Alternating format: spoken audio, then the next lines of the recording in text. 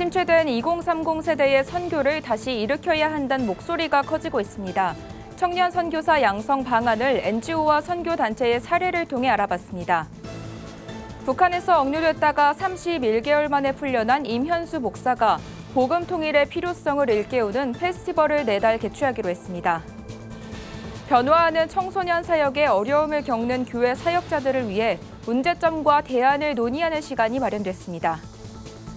굿TV 휴먼 다큐멘터리 사랑은 강물처럼이 두 번째 이야기로 다시 한번 시청자들에게 큰 감동을 선사합니다.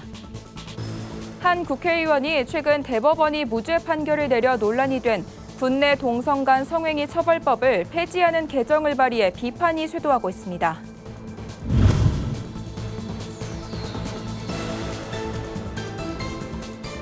여러분 안녕하십니까? 굿TV 뉴스입니다.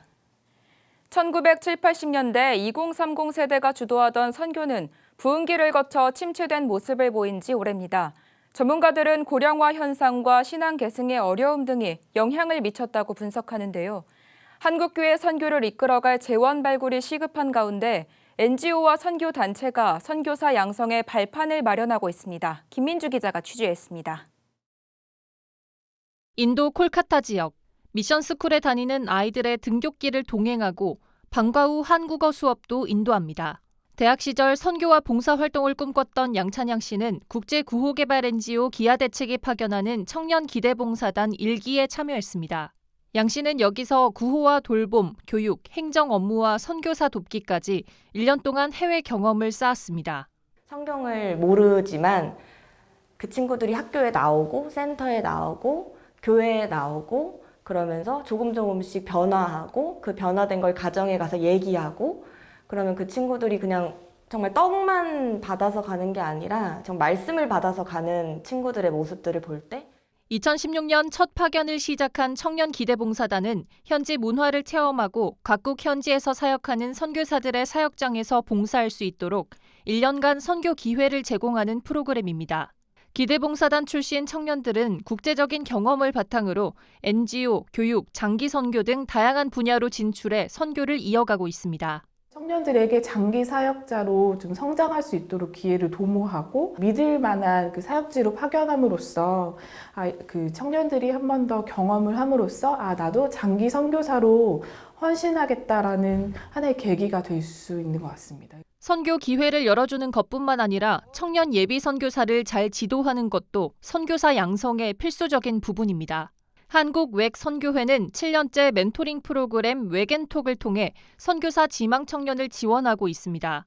웩 선교회 소속 선교사와 함께 6주간 정체성, 건강과 재정관리, 복음전도 등을 주제로 대화하며 배울 수 있어 선교를 희망하지만 현실적인 고민이 많은 청년들에게 효과적입니다. 멘토링 과정을 통해서 저희 외계의 선교사 후보생으로 허입하시고 또 나가려고 준비하고 계시는 분들도 있고요. 조금 젊은 분들은 진학을 할 거고 사회적인 경험을 쌓고 선교를 가야겠다라고 준비하시는 분들도 계세요.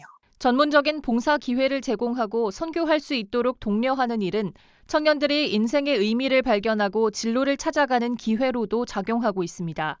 청년 시절 선교 경험이 중장기나 전문인 선교로 이어지는 데 밑거름이 된다는 점에서 그 중요성은 더욱 커지고 있습니다. 굿TV 뉴스 김민주입니다. 북한에서 3년간 억류됐다 지난 2017년 극적으로 석방된 임현수 목사가 복음 통일의 필요성을 일깨우는 자리를 기획 중이라고 밝혔습니다. 내달 6.25 전쟁 72주년을 기념하며 열리는 복음 통일 페스티벌입니다. 조희연 기자의 보도입니다. 오는 6월 25일은 6.25 전쟁이 발발한 지 72년이 되는 날입니다. 복음통일 사역자들은 3일 기자회견을 열고 이를 기념하며 6.25 복음통일 페스티벌 개최 계획을 밝혔습니다. 페스티벌은 북한에 억류됐다 31개월 만에 풀려난 임현수 목사를 비롯해 에스더 기도운동 이용희 대표와 순회선교단 김용희 대표 등이 직접 기획 준비하며 주 강사로 나서 메시지도 선포할 예정입니다. 대회장인 임현수 목사는 다음 세대에게 6.25 전쟁을 자세히 알려주고 자유와 평화를 한반도에 선포할 것이라며 행사 취지를 설명했습니다. 통일은 무조건 하나님의 뜻이기 때문에 둘이 하나가 되라는 것은 하나님의 명령이고 교회는 우리 민족 남과 북의 이 평화의 중재자 역할을 잘 해야 된다고 생각을 하고 페스티벌은 총 3부로 구성되며 6.25 전쟁 안에서 하나님의 팔복을 발견하는 강의로 시작됩니다. 이어 피난민과 탈북민의 이야기를 바탕으로 복음 통일에 대한 기대를 나누고 다음 세대들의 콘서트로 화평을 선포하면서 마무리되는 순서입니다. 에스더 기도운동 이용희 대표는 페스티벌을 통해 새롭게 출범하는 정부에도 북한 동포의 인권 보장을 위한 비전이 심어졌으면 좋겠다고 강조했습니다. 탈북민들 강제 부송하는 거 외치도록 그만두도록 우리 정부가 마땅히 책임 있게 외쳐야 된다고 생각합니다. 새 정부는 2,600만 우리 북한 동포들을 위해서 마땅히 그 인권을 외치고 우리가 팔벗고 나서서 앞장서서 세계를 깨우고 세계적인 힘을 빌어서 동포들을 자유케 해야 된다고 생각합니다. 페스티벌은 오는 6월 25일 임진각 평화누리 공원에서 열리며 복음 통일에 대해 관심을 가진 이들은 누구나 참여할 수 있습니다. 구티비 뉴스 조유현입니다. 최근 MZ세대가 급부상하면서 다음 세대 사역에 많은 변화가 일어나고 있습니다. 이 때문에 많은 교회들이 변화하는 청소년 사역에 어려움을 겪고 있는데요. 청소년 사역단체 브릿지 임팩트가 전환기 시대 속 청소년 사역의 문제점을 짚어보고 대안을 고민하는 시간을 마련했습니다. 정성관 기자의 보도입니다. 브릿지 임팩트 사역원이 지난 2일 전환기 시대의 청소년 사역 세미나를 개최했습니다. 총 4주에 걸쳐 진행되는 이번 세미나는 사명과 학부모, 신방과 양육, 예배와 교육을 주제로 진행됩니다. 첫날 강연을 맡은 라이트하우스 무브먼트 대표 홍민기 목사는 전환기 시대의 구분을 따지지 않고 청소년 사역의 필수 조건은 관계 형성이라고 강조했습니다. 근데 그 방법이 뭐냐면 관계 형성이라는 거예요. 여러분들이 뭐 설교자일 수도 있고 여러분들이 또 성경 공부를 가르치는 교사일 수도 있는데 여러분들이 정말 열심히 준비해서 설교하시고 여러분들이 열심히 준비해서 성경 공부를 했어. 그걸 통해서 변화는 애는 거의 없습니다. 아이들은 귀로 듣는 것이 아니라 가슴으로 듣는다. 현재 많은 교회들이 다음 세대를 강조하고 있지만 다음 세대가 구호로 그치고 있다는 지적이 나옵니다. 특히 코로나 팬데믹 이후 예배의 형태가 변화하고 MZ세대 교인 비율이 줄어드는 가운데 전환기 시대 속 청소년 사역의 중요성은 커지고 있습니다. 세미나를 주최한 사역원 대표 정평진 목사는 전환기 시대 속 청소년 사역 변화의 필요성을 설명하며 세미나의 취지를 설명했습니다. 지난 2년 동안 저희가 코로나19의 여파와 또 오미크론의 여파를 물론 지금도 겪고 있지만 그 시간 동안 대한민국의 많은 사회적인 또 경제적인 문화적인 변화들이 있었고 그 모든 변화들을 전환기라고 저희가 이제 규정을 한다면 그 전제 속에서 변화된 상황 속에서의 교회 교육 또 청소년 사역은 어떻게 변화되어야 하는가 그런 것의 연구와 또 공유가 필요하다고 생각을 해서 세미나에는 전환기 시대 속 청소년 사역을 위해 전문성을 갖춘 사역자와 교회 교사가 되기를 희망하는 50여 명이 현장에 참석했으며 온라인 비디오 회의 플랫폼 줌을 통해서도 30여 명 가까이 참여했습니다. 사역자 학교는 5월 한 달 동안 매주 월요일 위기에 처한 다음 세대 사역 세미나를 이어갈 예정이라며 전환기 시대 속 줄어들고 있는 청소년 사역에 더 많은 관심을 가져주길 바란다고 전했습니다. 구티비 뉴스 정성광입니다. 구티비가 봄 정기 개편을 맞아 선보인 휴먼 다큐멘터리 사랑은 강물처럼이 첫 방송 이후 시청자들의 뜨거운 반응을 얻고 있습니다. 온 오프라인을 통해 많은 기도와 응원의 손길들이 이어졌는데요. 두 번째 이야기에선 뇌병변 시각장애인 손자를 돌보는 할머니의 사연이 시청자들에게 감동을 선사할 예정입니다. 박지연 기자입니다. 구티비 휴먼 다큐멘터리 사랑은 강물처럼이 시청자들의 뜨거운 반응을 얻고 있는 첫 번째 사연에 이어 두 번째 이야기를 방송합니다. 사랑은 강물처럼은 고난과 역경 속 희망을 잃지 않고 살아가는 이웃들에게 예수 그리스도의 사랑을 흘려보내고 이들에게 새 희망을 움트게 하기 위한 취지로 마련됐습니다. 특히 이번 사연은 뇌병변 1급 시각장애를 안고 살아가는 김지우 어린이와 그런 손자를 돌보는 할머니 이민우 집사의 기적 같은 일상을 담았습니다. 기도할 때 되면 애를 갖다가 치료해 주세요. 고쳐주세요. 기도해 주세요 하고서는 애를 갖다가 눕혀놓고 고쳐달라고. 생후 한 달 만에 엄마를 잃은 지우는 뇌병변으로 혼자서 움직일 수조차 없고 시신경이 정상인의 5%에 미치지 못한 채 매일 어둠 속에서 하루를 살아갑니다. 그런 지우를 위해 헌신과 기도로 키우는 할머니 이집사의 노력으로 조금씩 기적 같은 희망을 찾아가고 있습니다. 최근엔 조금씩 팔다리를 움직이고 언어도 한음절씩 말할 수 있게 됐습니다. 이집사는 언젠가 지우가 하나님께 찬양으로 영광을 돌릴 수 있는 날이 오길 바란다는 소망을 품고 오늘도 기도를 이어간다고 말합니다. 지우가 빨리 말을 해서 언어가 터져서 하나님 앞에 찬양으로 영광 돌릴 수 있도록 보고 싶은 거지. 하나님이 제일 기뻐할 것 같아, 그거는.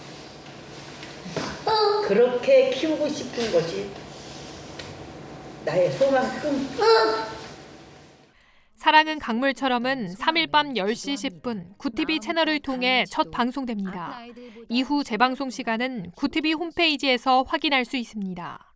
구티비 뉴스 박재현입니다. 최근 대법원이 군 간부가 동성 간 성행위를 한 데 대해 군형법 제92조의 6조항을 무력화하는 무죄 판결을 내린 바 있습니다. 판결 이후 교계와 시민단체들이 반발하고 있는 가운데 장혜영 정의당 의원이 해당 군형법 조항을 폐지하는 개정안을 대표 발의하면서 논란이 가중되고 있습니다. 군형법 제92조 6은 학문 성교나 그 밖의 추행으로 기소된 군인을 2년 이하의 징역에 처한다고 규정하고 있습니다. 현재 해당 입법 예고 법안에는 1만 개가 넘는 의견이 제출되고 있습니다. 부산 성시화 운동본부가 주최하고 부산 성시화 2단 상담소가 주관한 캠퍼스 2단 사이비 대책 세미나가 2일 부산 경남 정보대학교에서 개최됐습니다. 부산 성시화 2단 상담소장 탁지일 교수와 조하나 상담실장이 강사로 나서 캠퍼스 2단 사이비 동향 및 대책, 캠퍼스 2단 관련 상담 사례 등을 강의했습니다. 참석하셔서 실질적인 2단 대처 방안을 논의했다는 점에서 의미가 있다고 할 수 있습니다. 한 번 행사로서 끝나는 것이 아니라 지속적으로 2단 대처를 위한 네트워크를 형성해 나아가는 것을 목적으로 하고 있습니다. 오늘의 이슈 포커스입니다. 문재인 대통령이 임기 중 마지막 특별 사면을 하지 않을 것으로 알려졌습니다. 청와대는 2일 사면과 관련한 논의가 공식적으로 이루어지고 있지 않다고 밝혔습니다. 법무부 사면심사위원회와 국무회의 의결 등 관련 절차를 고려하면 사면 준비를 위한 물리적 시간이 부족할 것이란 전망이 나옵니다. 문 대통령은 종교계 등의 요청으로 이명박 전 대통령을 비롯해 김경수 전 지사, 이재용 삼성전자 부회장과 정경심 전 교수 등의 사면을 고민해왔습니다. 윤석열 대통령 당선인의 대통령직 인수위원회가 3일 새 정부에서 중점적으로 추진할 110개 국정과제를 발표했습니다. 윤석열 정부의 1호 국정과제는 코로나19 피해 소상공인, 자영업자의 완전한 회복과 도약이 선정됐습니다. 소상공인 경영지표를 코로나19 이전 수준으로 회복시키겠다는 겁니다. 또 부동산 정책으로 주택 공급 확대와 세제 정상화, 탈원전 정책 폐기 등이 국정과제에 포함됐습니다. 4월 소비자 물가 상승률이 2008년 금융위기 이후 최고 수준인 4%대 후반으로 치솟았습니다. 통계청이 3일 발표한 4월 소비자 물가 동향에 따르면 지난달 소비자 물가 지수는 106.85로 작년 같은 달보다 4.8% 상승했습니다. 이는 2008년 10월 4.8% 이후 13년 6개월 만에 가장 높은 상승률입니다. 우크라이나 사태 이후 국제 에너지 가격이 급등한 데다 전기요금 인상, 계속되는 글로벌 공급망 차질, 수요 회복 등이 맞물리면서 물가가 가파르게 올랐습니다. 구글이 인앱 결제를 강제한 뒤 국내 소비자들이 연간 2,300억 원을 더 내야 한다는 분석이 나왔습니다. 구글이 인앱 결제 시 구독형 서비스에 적용되는 수수료 15%를 받기로 하면서 음원 스트리밍과 OTT 서비스 월간 이용자 1,255만여 명이 연간 최대 2,300억 원의 요금을 추가로 부담해야 하는 것으로 나타났습니다.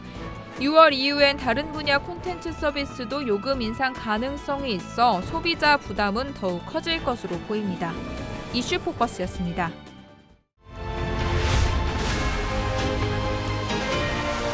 구티비 월드와이드입니다. 취임 후 첫 동아시아 순방에 나서는 조 바이든 미국 대통령이 일본보다 한국을 먼저 찾는 것에 대해 젠사키 백악관 대변인이 순방 순서를 너무 깊게 생각하지 않았으면 좋겠다고 밝혔습니다. 지난 60년간 그런 적이 없었는데 한국을 일본보다 먼저 찾는 이유가 무엇인가라는 취지의 질문에 사키 대변인은 미국의 많은 대통령은 오랜 시간에 걸쳐 한국을 방문했다고 말하면서 미국은 한국과 일본 모두 강력한 관계를 맺고 있다고 말했습니다. 바이든 대통령은 오는 20일에서 22일 한국을 찾은 뒤 22일에서 24일 일본을 방문하게 됩니다. 마이크로소프트의 공동 창업자 빌 게이츠가 코로나19의 최악의 상황이 아직 안 왔을 가능성이 여전히 있다고 경고했습니다. 빌 게이츠는 여전히 이 팬데믹이 더 전염성이 강하고 심지어 더 치명적인 변이를 만들어낼 위험에 놓여 있다고 말했습니다. 그는 이어 그럴 가능성이 적고 나는 파멸과 절망의 목소리가 되고 싶지는 않다면서도 하지만 우리가 이 팬데믹의 최악을 아직 못 봤을 위험성이 5%보다 훨씬 높다고 경고했습니다. 중국 상하이의 한 복지시설에서 살아있는 노인을 시신 운구용 가방에 넣는 황당한 사건이 발생했습니다. 외신에 따르면 최근 상하이의 한 복지시설에서 한 노인을 사망한 것으로 착각해 운구용 가방에 넣어 장례식장으로 옮기려다 노인이 살아있다는 사실을 차에 싣기 전 알게 됐습니다. 해당 영상에 시민들의 공분을 사자 당국이 조사에 나섰고 관계자들은 입건되거나 면직 처분됐습니다. 아프리카 대륙 내 첫 코로나 백신 생산 공장이 주문을 하나도 받지 못해 문을 닫을 처지에 놓였습니다. 남아프리카 공화국 아스펜 제약사의 스타브로스 니콜라우 선임 이사는 아스페노박스에 대한 주문이 하나도 접수되지 않았다며 어떤 백신 주문도 받지 못하면 공장 라인을 유지할 근거가 별로 없다고 말했습니다. 한편 아프리카 국가들은 백신 배포와 관련해 수송 이슈, 숙련된 스태프 부족, 냉장 유통 문제 등으로 씨름하고 있는 것으로 알려졌습니다. 월드와이드였습니다.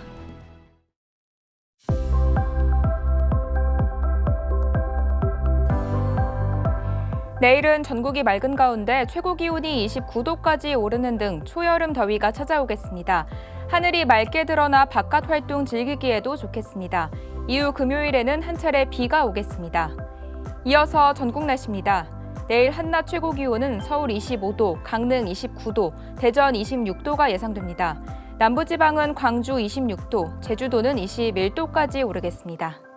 날씨였습니다. 고난과 역경 속에서 희망의 끈을 놓지 않는 사람들의 이야기를 담은 구티비 휴먼 다큐 프로그램 사랑은 강물처럼이 뉴스가 끝나고 곧이어 방송됩니다.